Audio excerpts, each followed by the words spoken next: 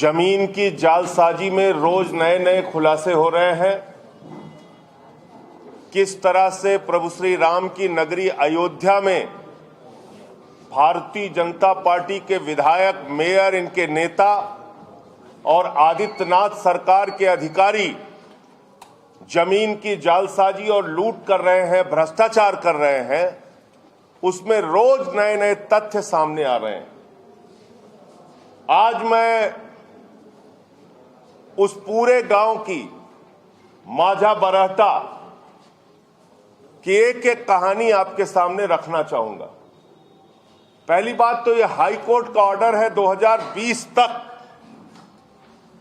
ये तय नहीं हुआ है, उस गांव में बंदोबस्त नहीं हुआ, उस गांव की बाउंड्री तय नहीं हुई, कहां सड़क है, कहां ग्राम सभा की जमीन है, कहां क्या है, ये तय नहीं हुआ है।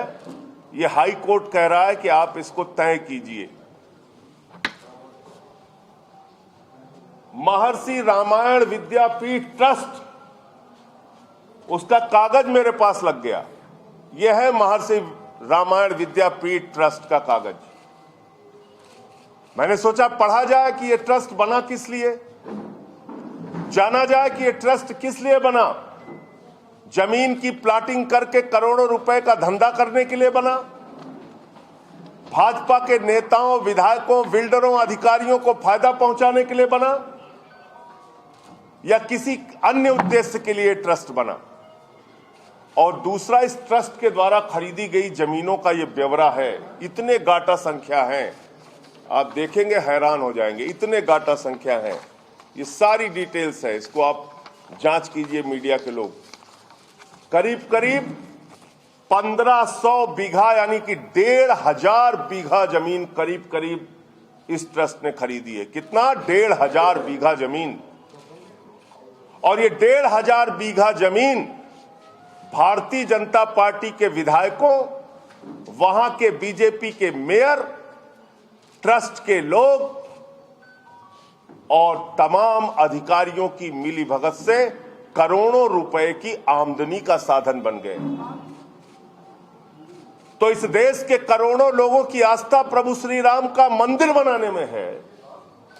इस देश के करोड़ों लोग अपना पेट काट के मंदिर निर्माण के नाम पे चंदा दे रहे हैं, और भाजपाई और उनके अधिकारी करोड़ों रुपए का घोटाला और जमीन की जालसाजी करने में व्यस्त हैं। यह है वो तमाम गाटा संख्या जिसको लगभग 1500 बीघा जमीन इन्होंने खरीदी है महर्षि रामायण विद्यापीठ ट्रस्ट। अब ये ट्रस्ट कर क्या रहा है? प्रयागराज के रहने वाले रोंघई